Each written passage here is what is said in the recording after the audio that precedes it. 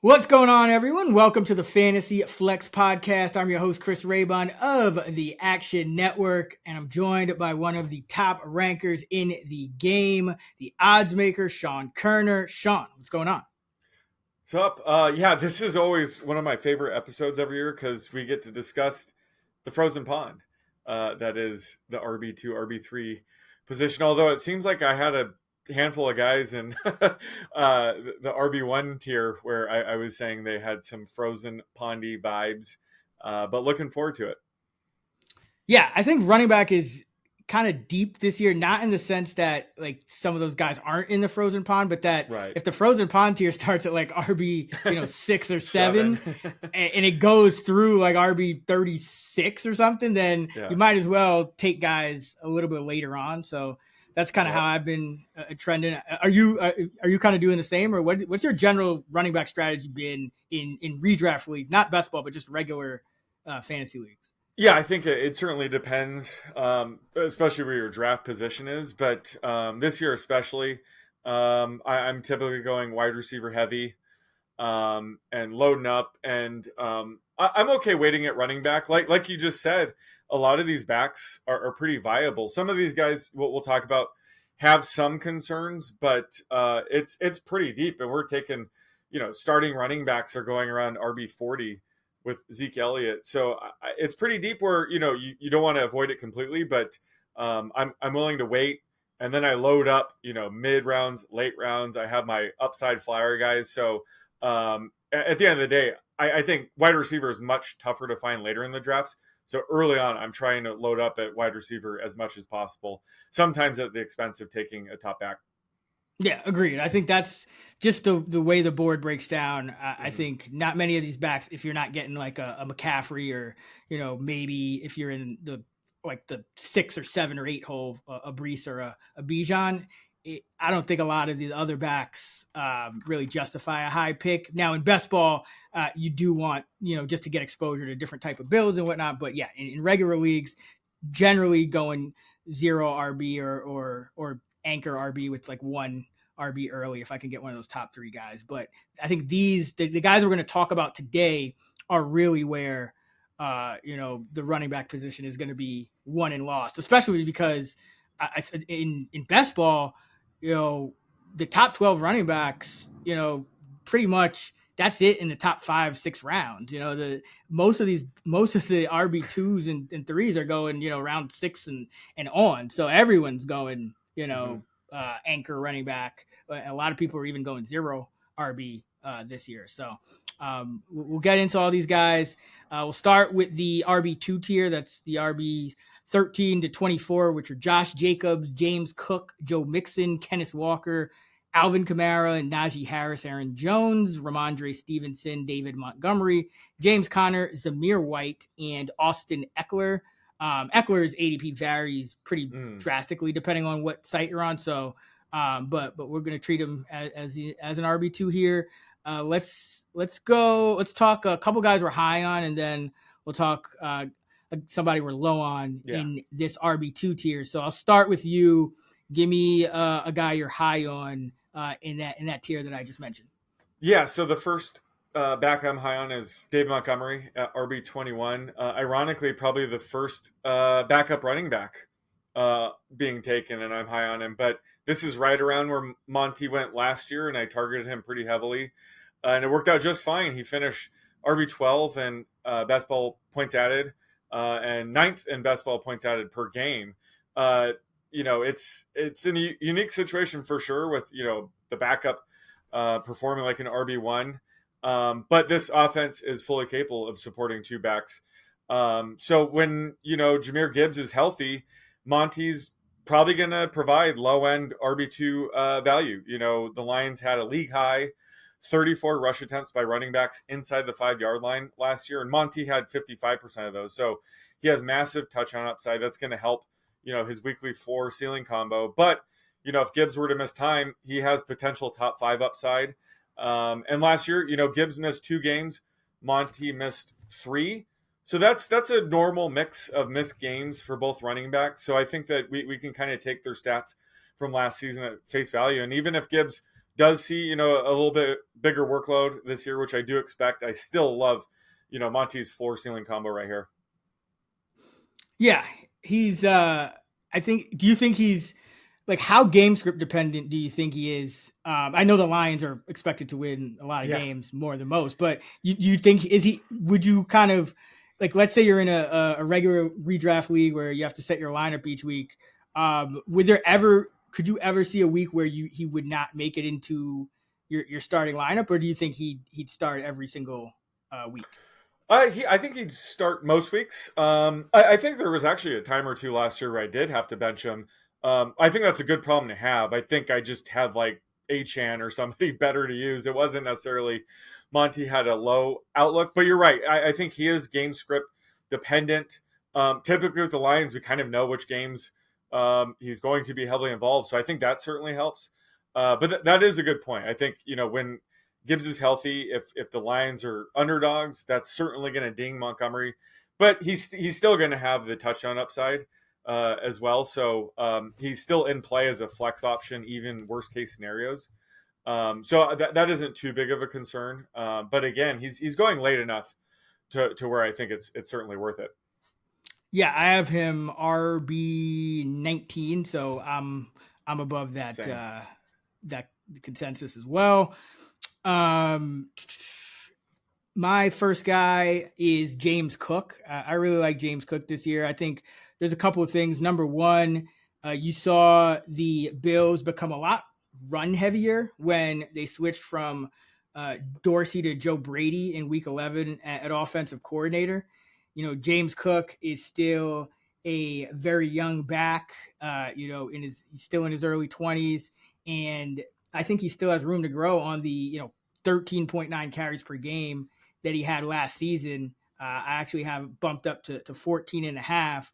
And that's kind of reflecting just that the increased team-wide rushing workload, with Brady, but also, you had guys like Damian Harris and Latavius Murray, swiping some of the goal line carries last year. I think this year, I'm not saying he'll, score double-digit touchdowns or anything necessarily, but he is a talented back, and I do think he'll get, they'll kind of play it more straight up. Like he'll be on the field a lot more in those situations. So, and he's still a pretty good pass catcher, which, also could, there could be some untapped upside there because you got rid of Stephon Diggs, you got rid of Gabe Davis. So you're looking at, a very unproven receiving core, after Dalton Kincaid at tight end. So I think there's upside to grow in terms of the carries. I think there's upside in terms of the receiving usage. Love the efficiency, love the age, love the offense. The only thing, you obviously don't love Josh Allen taking a lot of goal line looks, but, we kind of talked about it. Every back after probably Jonathan Taylor, has some concerns. And I think, I'd much rather invest a, RB 13, 14, fourth round, fifth roundish pick on a guy like James Cook than, take a chance at some of these higher the running backs going higher, especially in regular redraft leagues. So I really like James Cook. I have him as my RB 11. I have him and Derrick Henry essentially tied Nice. Because when you factor in that Cook is kind of ascending and Henry probably gets some dings in terms of efficiency, because of the age. So love James Cook heading into 2024. Yeah, he's my RB12. I like his pass catching upside that you mentioned with, Diggs and Gabe Davis gone. And he was a talented pass catching back. That's why I thought the Bills drafted him. And he's the rare back where he actually has a positive ADOT. He typically sees his targets past the line of scrimmage, which is rare for running back. So he averages over 10 yards a catch. So any increase in passing work, I think, is going to really elevate him potentially to be like a top 10 back this year. Yeah, like you mentioned the yards per catch. We now have 2 seasons, and for his career, he's had 65 catches at 9.6 yards per catch. So that's starting to become a little bit more predictive here. I have him right around 9 yards per catch, which is pretty high for a running back. I don't remember many other backs that make it that high in terms of my yards per catch projection. So yeah, love the efficiency, love and I think room to grow in terms of the volume. Who else you like in that RB2 tier? I got to mention James Conner at RB22 in my RB tiers piece. I dubbed him as, the Tyler Lockett of the running back position, where it seems like every year he's kind of a sleeper pick and he comes through. So always have to throw him out there. We essentially know what we're going to get with him at this point. He had the 15th highest best ball points added per game last year. But as always, he ends up missing 2 to 4 games. But that's most running backs. So it's a knock on him. He's consistent with the missed games at least. But every running back we kind of expect to miss a couple to a handful of games. So I'm not too worried about that. He is, 29 years old. They did bring in a talented backup running back in Trey Benson. But I think when healthy, Connor's still going to be the lead back. And I just like investing in the Cards offense. With Kyler Murray actually healthy heading into week 1 and bringing in a receiver as talented as Marvin Harrison Jr. So I think there's going to be some more goal line carries for Connor this year. And as always, he's probably going to outproduce his ADP. He's not that risky at RB22 aside from the predicted, handful of missed games. So always like taking a shot on Connor in this range.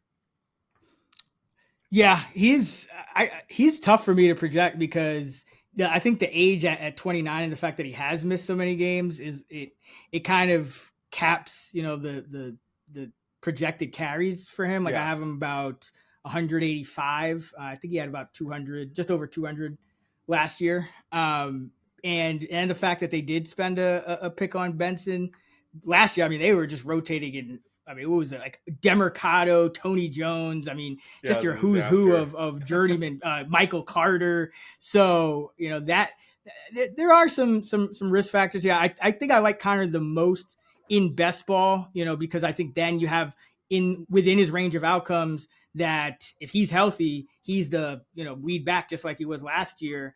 And, if he happens to play, 16 games and then only miss 1 or even all 17, he's going to have massive upside. But overall, I do think I think he's ranked pretty much pretty correctly. Yeah, exactly. Yeah, he is. I will say he's sort of like at the bottom of this like RB2 tier, and then it starts to really open up. So I think the thing with Connor is he's your last shot to really get a guy that we kind of know what to expect. So a higher floor despite the potential missed games. And then I think it really opens up where you can get some guys really cheap with a ton of upside and things like that. So Connor isn't always part of my draft plan, but I think he's a nice safety net where if you do miss out on some of these guys, like a Dave Montgomery, let's say, Connor's sitting there before things, really open up at the running back position. Yeah, absolutely.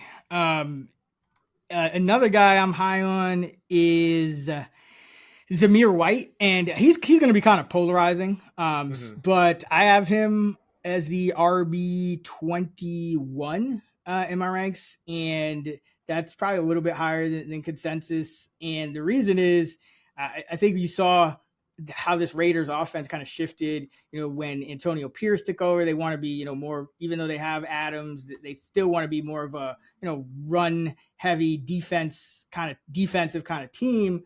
And I just think Zamir White, when you look at the talent in this backfield, you have White, you have Alexander Madison, you have Amir Abdullah.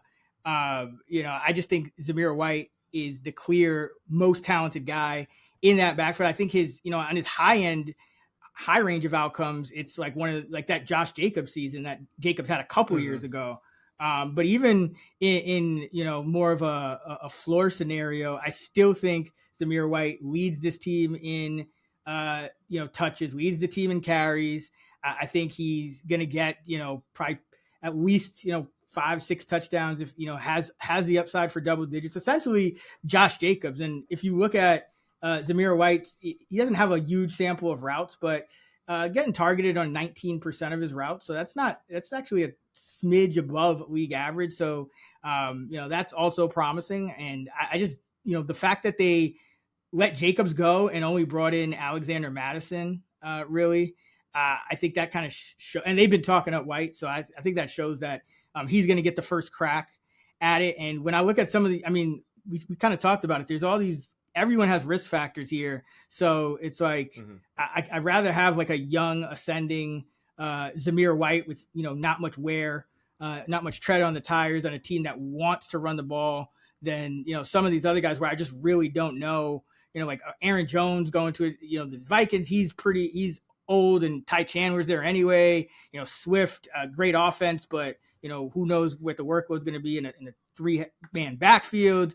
Talked about Connor. He's got guys he's got Benson, Moss. I like Moss too. We'll get to him in the next tier, but Chase Brown, there's a little uncertainty there. So I don't think Zamir White really has much more uncertainty than some of these other guys, but I think there's a very good chance that he could get or not a very good chance, but there's a decent chance that he could just get the Josh Jacobs role. Yeah. And that's something that I want to have exposure to. So yeah, like Zamir White for the upside. The floor is low. Like in a worst case scenario, maybe guy. Right. Yeah. Maybe Alexander Mattison comes back from the dead or something in like a worst case scenario. Yeah. Or the Raiders are the worst team in the league and their running backs get like 2 touchdowns all year. But I think those are, projecting it all out, I have him in that RB21. There's between RB21 and RB24, there's only a few tenths of a point. So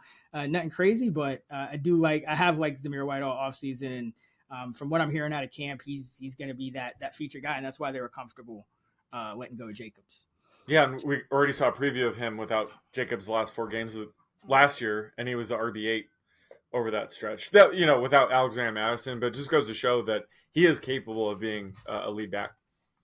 Yeah, and Madison could kind of just take the Zamir White role behind Jacobs. That's true. So that's what I'm hoping. I think he'll get a little more than that, but and we also, do they keep Amir Abdullah another year? If not, there some pass down snaps would open up for both of those guys. So yeah, well, I think there's more reasons for upside than downside with White, which is somewhat rare among these running backs in this range. But what about someone that you're fading in that RB 13 to 24 ADP range? Yeah, so I think Najee Harris at RB 17 is a bit too high. We've kind of seen this trend with Najee where once again he had sort of a slow first half of the season, but then came on late. He had 2 straight 100+ yard rushing games to close the season. I was saying he looked like Derrick Henry.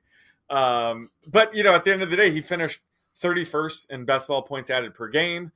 And once again, he benefited from playing 17 games.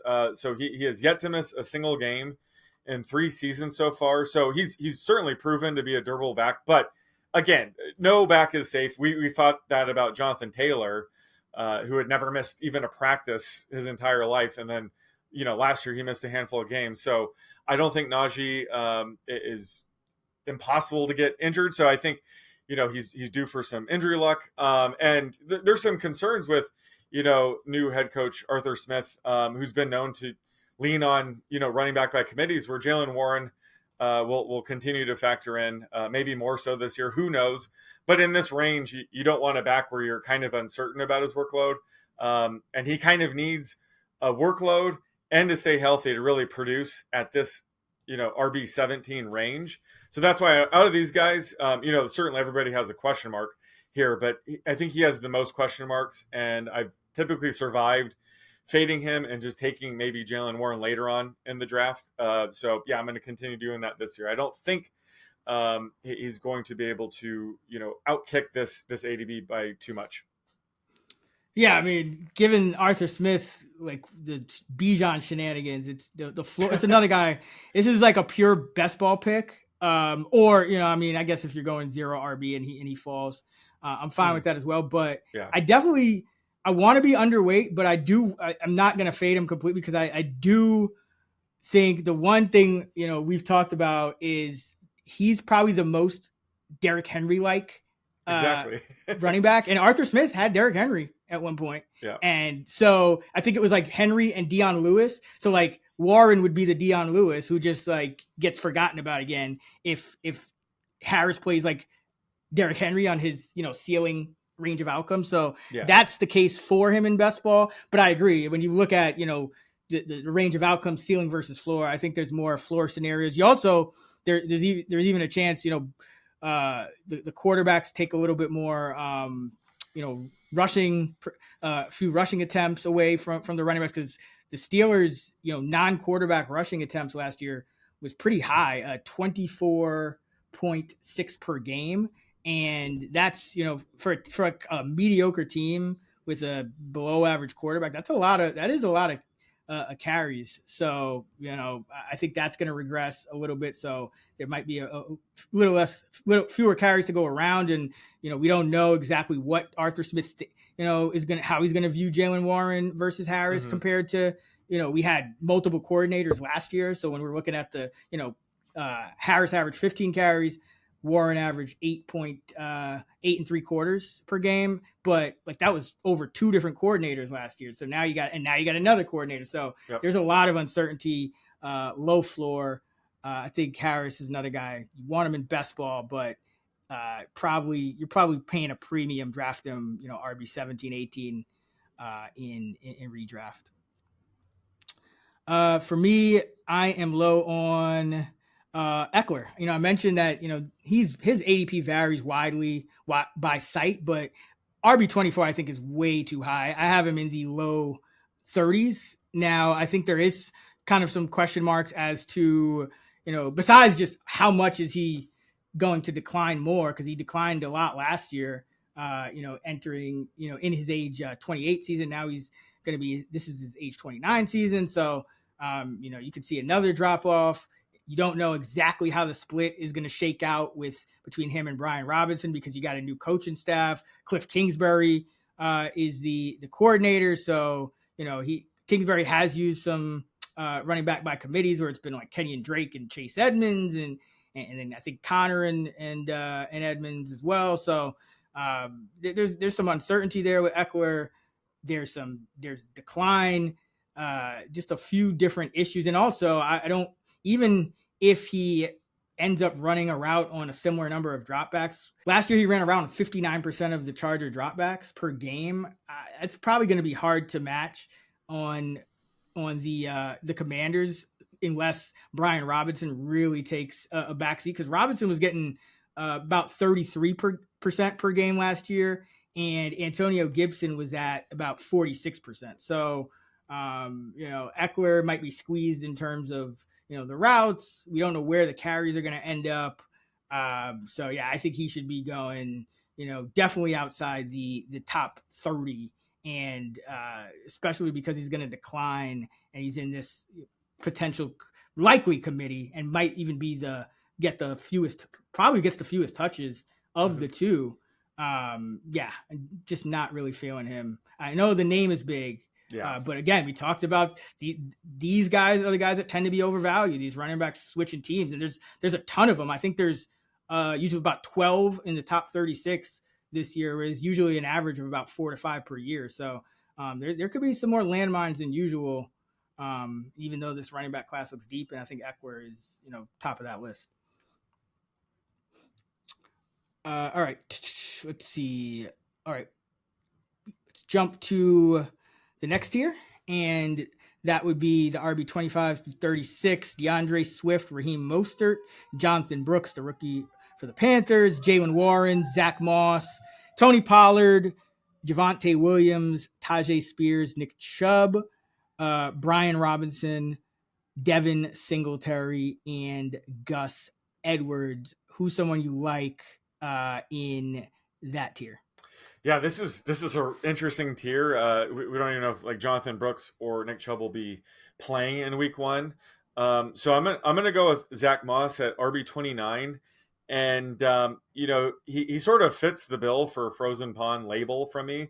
He's coming off a career year, sort of out of nowhere, where he took advantage of Jonathan Taylor missing a few games, looked excellent in the Colts offense. Now he's on a different team, and set to be the week 1 starter. I do think he's a safe bet to take over the Joe Mixon role, which should, provide high-end RB2 value. But there are some concerns with, backup Chase Brown being a serious threat to just his workload, or potentially even leapfrogging him as, the lead back. So I think the most likely outcome is Moss hangs on to the lead job, offers low end RB2 value, but he could offer more. He could offer low end RB1 value in this offense. They could set him up for 10 plus rushing touchdowns. And if Brown were to ever miss time, I think he could be an RB1. So he's a back in this range that I think has a fairly safe floor and a pretty high ceiling as well. So at this range, you can't be too picky. A lot of these guys, I think, have frozen pond vibes, but since he's going all the way down to RB29, I don't think there's that much risk there. I think if anything, there's way more upside here than downside. So I do like the idea of getting Moss just inside the top 30. Yeah, and as far as guys switching teams, this is where you start seeing guys who switch teams equaling and even being more valuable than guys on the same team over the past decade. So this is the range where it makes more sense to kind of take some shots here. And I love Moss as well. I think he does kind of slot into that mix and roll with Brown continuing to be more of a change of pace. Now, like you said, there is a risk, but there's a risk with everybody. I mean, we're talking about committee guys in this range, but I do think Moss has that mix and upside, and that would be a top, 15 back over the past, 3 years in that offense. So, I like Moss as well. I thought he showed out very well, in that starters role for the Indianapolis Colts as well. So we've kind of seen it with him where he's put up, top 5 numbers, in a featured role before. So I think at RB29, I completely agree. I think the price is right for him. One other guy I'm high on in that range, Devin Singletary. I have him as a top 30 running back, and it's because it's not sexy, and the offense is probably going to be one of the worst in the league in the New York Giants, although that could change if Jones is healthy and Neighbors, plays well and the O-line makes some incremental improvement. But as it stands, one of the worst offenses. However, behind Singletary, Tyrone Tracy, a day 3 pick this year. Eric Gray, day 3 pick last year. Jayshon Corbin, just practice squad fodder. That's about it on that depth chart. So, you had Joe Shane, the GM for the Giants, say, we're not going to pay Daniel Jones $40 million and then have him hand off to a $12 million back or whatever Saquon was fetching on the open market. So I think Singletary is going to be their poor man Saquon. I'm not saying he puts up exactly the same amount of production, but I think he'll actually get a fairly similar snap count to Saquon Barkley because there's only day 3 picks behind him. And we saw Singletary be in an every down, every snap player for the Houston Texans and be quite productive down the stretch last season when Dameon Pierce got benched. So this is not out of the ordinary. It does have some precedent here. And Devin Singletary, not much wear, just over 1,000 career touches and entering his age 27 season. So you should have one more year before he starts entering his decline phase. So not sexy, but compared to all these other guys who are in these committees, I think there's some upside just because Singletary could be, a 85% snap guy. Yeah. Even in a bad offense, that's still valuable at running back where volume is so important. All right. Who else do you like in this range? Yeah, it's tough. A lot of these guys I feel like I'm avoiding, but another guy I like is DeAndre Swift at RB25. He's similar to Moss and these other backs in this tier where he has a lot of, frozen pond red flags. He's going to a new team that already has 2 solid backups in Khalil Herbert and Roschon Johnson. I still think Khalil Herbert is really, really good and could be a threat to Swift, even Roschon Johnson in the passing game. But they did offer him 3 years, $24 million. But again, he could be this year's Miles Sanders, where he gets paid to go back up, some of these younger guys. We saw that last year with Sanders leaving the Eagles and really struggling with the Panthers. So that's, certainly Swift's floor here. But I do think he has a solid chance to hang on as lead back when healthy. I like investing in this Bears offense. Just given, Caleb Williams, the really good wide receiver trio they put together. So should provide him more goal line opportunities than he got in Philly. He had to concede quite a few short yardage scores to Jalen Hurts. So, I think this is a situation where he could, score 8+ touchdowns, let's say, total. He's a guy I wouldn't reach for necessarily, but if he does fall outside of the top 24, he is sort of in this range where it's like he probably does have a higher floor than I'm giving him credit for. So I'd be willing to take him. But there are certain red flags, but that goes with everybody sort of in this range. Yeah, I agree. I have Swift RB 23. This is a one of the better offenses now, I think, in the league. I think the offensive line is a lot better. And I think also you got to kind of read between the lines. I mean, this is, he is a guy who switched teams, but, going at the range he's going at, in the, outside the top 24, you got to kind of look at it and say, okay, well, Shane Waldron comes over from Seattle. They keep Eberflus. Shane Waldron comes over, and they already have Khalil Herbert, Rashawn Johnson, who's was a rookie last year, and they probably could have re-signed Foreman if they really wanted to, but Shane Waldron went in. He came in and he's like, "Nah, I want us to go get DeAndre Swift," and so it seems like Swift is. They do have a plan, and they do view Swift as significantly as an upgrade over Herbert and Johnson, which I think he is, because I think both of those guys are a little bit more one-dimensional. Herbert as an early down guy, and then Johnson as a passing down back. So, given the offense, yeah, I've been kind of saying the same thing. Like Swift's ADP, no one really wants to draft him. So he just keeps kind of like creeping into the mid to late 20s, which is like, all right, fine. Probably where he should go, if I'm being honest. Yeah, I wouldn't want to take him necessarily, around RB21 where I have him ranked, but certainly like the fact that his ADP has been dropping, I'm definitely much more comfortable taking him here. So my two guys are Moss and Singletary. So Moss is a guy we both love. What about who are you low on in this RB3 ADP range? Well, we'll probably get to pick on the same guy here, but I'm going Javonte Williams at RB31.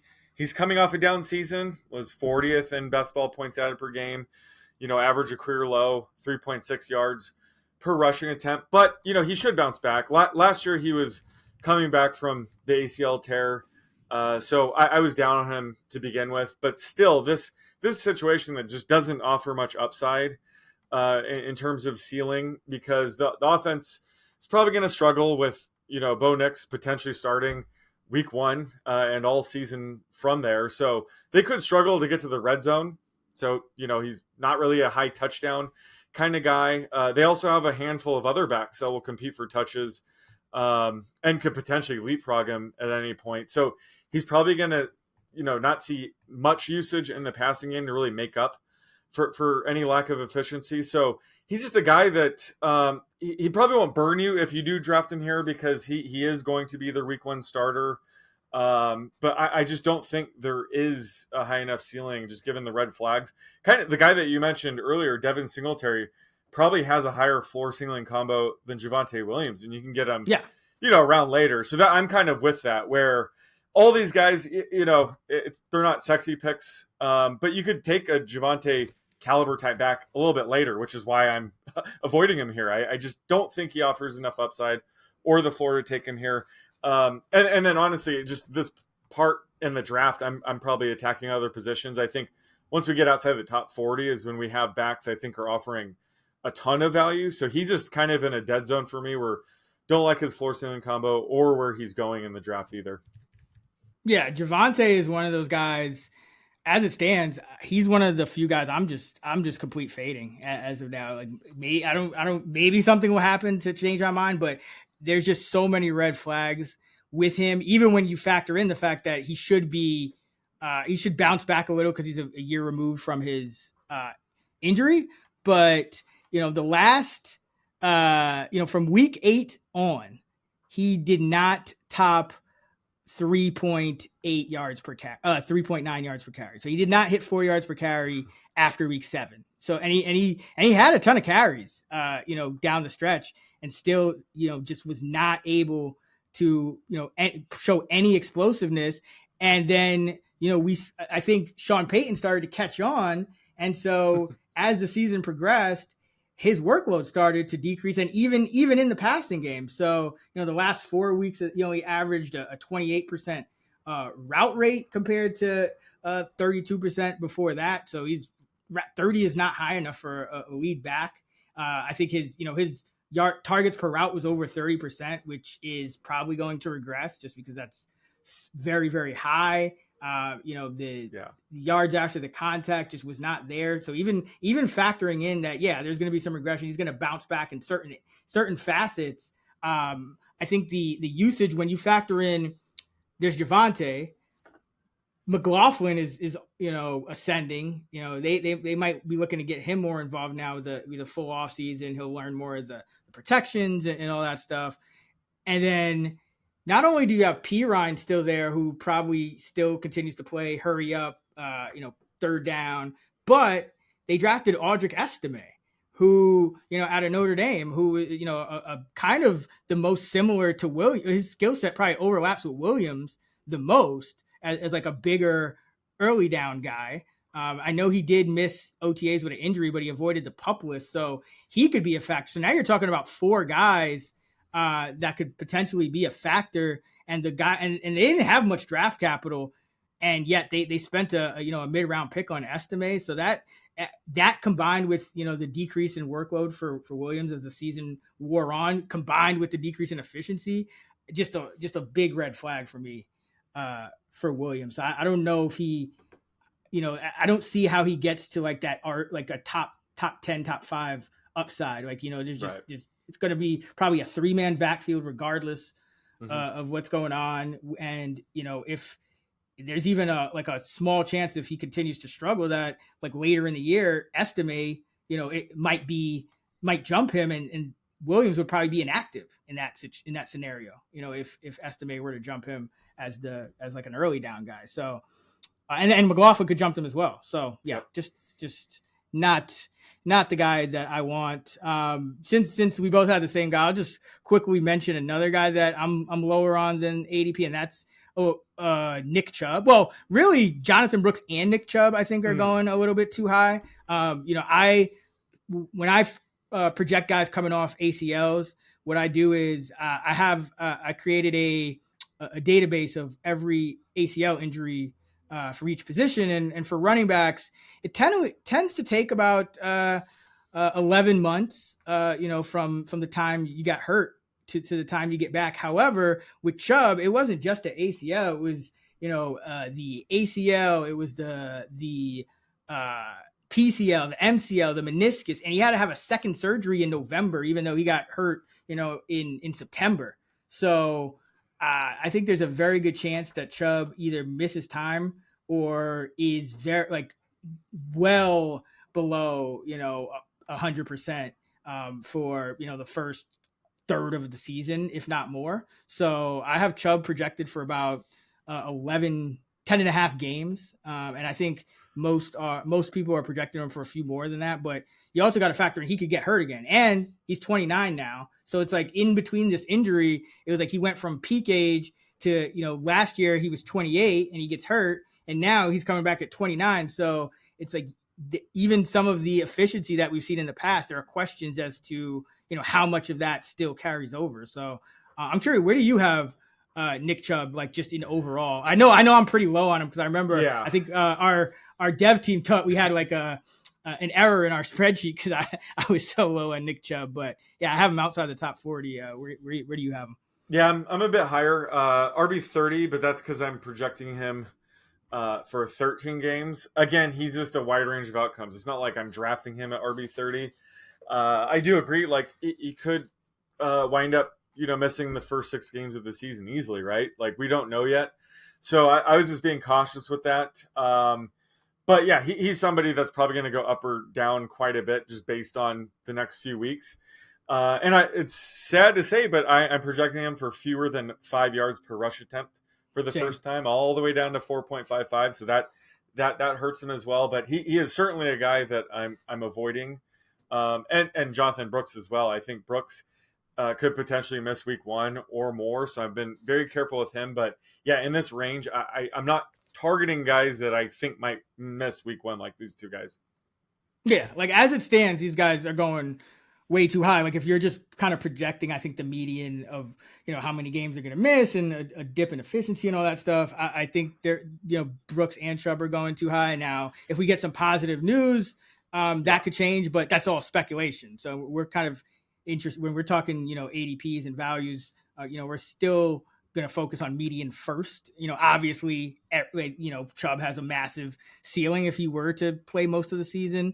And Brooks is talented as well, but I think just based on where they're going, they should be going, probably 6 to 8 picks lower in their position. All right, we're going to talk about some late round guys that we like, but before we do, I just wanted to mention that fantasylabs.com is where all of our season-long fantasy football content for 2024 will live.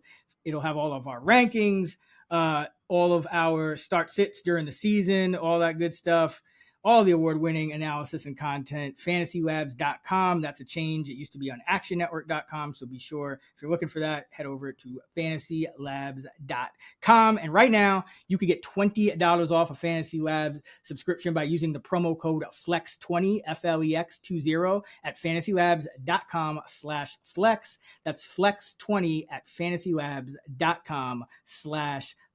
Visit fantasylabs.com/flex to take advantage now. Again, that promo code is FLEX20. All right, let's talk some late round guys. Outside the top 36, who do you like in that range? It could be right outside, or it could be deeper down the list.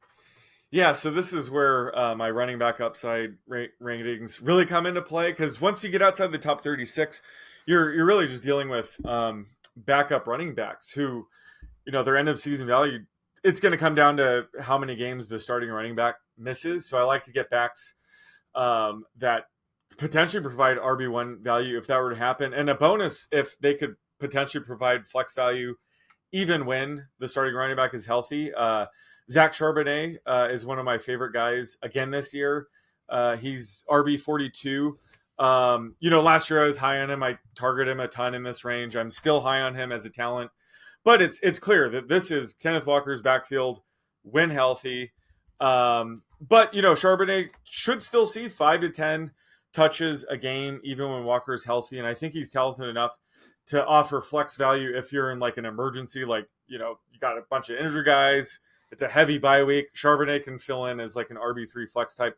But if, Walker were to miss time, I think Charbonnet would be, low-end RB1 type of value. So I think that this is sort of the sweet spot, taking it back like that. And I think an even better example of him this year would be Blake Corrum at RB41. Really, it's a similar situation to Charbonnet last season. But, Corum's a better prospect than Kyron was. So I think it is possible that Corrum could have a larger role even when Kyron's, active compared to the Charbonnet Walker backfield. And just given Kyron's kind of been dealing with foot injury this offseason, I think Corrum really is kind of the poster child for what my RB upside rankings is all about. So love him there. And then just going like way later, this is outside the top 70. We're really just, rolling the dice. I think Trey Sermon is interesting at RB 72. He is shaping up to be the number 2 back in Indy. And he's one of those backs. He's going to offer zero value, as long as Jonathan Taylor is healthy. But he could take over the Zack Moss role where, if JT were to ever miss time, he could offer RB2 value. And he's kind of similar to Zack Moss in a prospect and sort of how his career has gone. Sermon was a 3rd round pick. Moss was a 3rd round pick. They didn't really pan out with the teams that drafted them, but once they got to the Colts, they were extremely efficient. Sermon did have 35 carries last year for them, averaged 4.6 yards per attempt. He's exactly a year younger than Moss. So he's literally just walking into the same position Moss had last year. So, he's one of those guys where he needs JT to miss time. But if he does, he could offer RB2 value. So he's certainly worth the flyer here. There's really no risk in taking a guy like Sermon, but he's potentially, one injury away of offering RB2 value. So I love his upside profile in this ADP range of RB72. Ooh, that's interesting. I don't think I've heard anyone talking about Trey Sermon. I did see the note though that he was clearly like the next man up for carries in camp so far. Behind Taylor. And just trying to passing catch down. Yeah, just trying to catch the next Zack Moss in a bottle. There's probably a 5% chance this hits, but I'm willing to roll that dice. Yeah, no, totally agree, and I'm right with you on Blake Corrum. I think he was a guy I've been talking about for a while. I just think you take Kyron Williams's stature and the fact that he's never played a full season and he's kind of maxed out last year in terms of the carries, and then you take how good the offense is. I think there's a lot of upside with Corrum as well. I'll mention a few more guys. Ezekiel Elliott, if you can get him like around RB40. I think there's still enough upside there. It's going to be ugly because he's old. He's probably going to be a 2-down guy, but he has double-digit touchdown upside. Think of a guy like Gus Edwards last year, where you don't need that many carries to kind of get 10, 12 touchdowns if you're Zeke Elliott in this Cowboy offense. So I've been taking some shares, but as he starts creeping up into the mid 30s, that's where I don't really want too much of him. I think there are other guys that have more upside and are younger and have more 3-down upside. But at RB40 or below, Zeke Elliott, I'll take some shares, and then some rookies I like that I think I'm curious actually as to where these guys are in your running back upside. Ray Davis in Buffalo. Usually goes around RB59. I think he'll end up being the RB2 and what's become a very run-heavy Buffalo team. We talked on the last pod about Braylon Allen. I think he has the inside track to be in the RB2 behind Breece Hall. And I think, there's also, like the Giants backfield.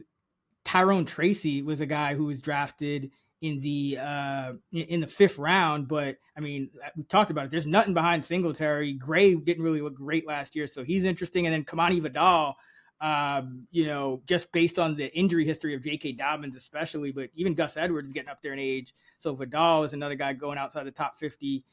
Him and Jalen Wright, I think, are both interesting, even though they're RB3s. But Allen, Davis are very interesting to me as RB2s. Where are those guys on your RB upside chart? Yeah, so I think Vidal is the most polarizing one because he certainly has a path to really hit, even though he's the RB3 to open up camp. But, Dobbins, it's very questionable he'll be ready for week 1 or really at any point. I mean, he's, he's coming back from a very devastating injury for running back with Achilles. And Edwards, I mean, he's not a lock to be the Chargers starting running back all season. So Vidal could surprise. He could be the next Kyron Williams type of guy to really just, hit the ground running.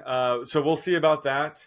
I think Braylon Allen is probably my favorite of the two because, like you said, he is trending up to become the Jets' number 2 back. I think that's probably the offense I'd rather have a spot start out of my backup running back. Whereas Ray Davis, I don't know if James Cook were to go down, I think Ray Davis could find himself in a pretty ugly timeshare with, Ty Johnson or Frank Gore Jr., or they might bring in another back. So he's a little bit trickier. Ray Davis could end up being the next Bills version of Zack Moss, where he's just kind of a thumper. But at the end of the day, Josh Allen's the guy that runs in the touchdowns anyway. So I don't know if Ray Davis really has the same upside as Braylon Allen does if, Breece Hall were to go down. So I would rank Allen just slightly higher. But just when it comes to just backups to offer, a ton of upside, I was going to ask you, you're talking about Zeke Elliott. I was going to ask you about Rico Dowdle and just his chances of potentially making this like an even backfield or leapfrogging him, like, can he pull like a 2022 Tony Pollard type season, or is he strictly Zeke's backup? That's the one backfield I'm not too certain how that's going to shake out. I think Dowdle has a chance to lead the backfield in snaps and in carries and touches and all that stuff, but I don't think the ceiling is that high, because I think Zeke would still be the favorite for goal line carries, and I don't think, I mean, Dowdle was he undrafted? Undrafted, yeah, right? Undrafted. Yeah, He's undrafted. 26. Yeah, he's 26. It took him. He was on the roster a few years, just nothing but special teams until he even got the chance. And even last year, where it kind of seemed like he was involved, I mean, he still only averaged 6.7 touches per game. Now they obviously feel somewhat comfortable, because the only guy they added was Zeke. But I'm still on alert for, and that goes for Zeke too. But the Cowboys could add another back to this backfield. They could trade for a guy like, let's say, a Miles Sanders or something like that. They could sign somebody in free agency. So I think, Dowdle, if you start getting to the low 40s, late 40s, I don't mind him, but I think he's probably going to, like, I don't see a scenario where he gets like top 15, 20 value. I feel like he's kind of locked into that, RB, like he probably tops out as like a low end RB2, or a high end RB3. And just because I don't think he's going to be the lead guy for the goal line look. So I mean, I think it's definitely tempting, but I would exercise caution just because of I think there's still somebody to add.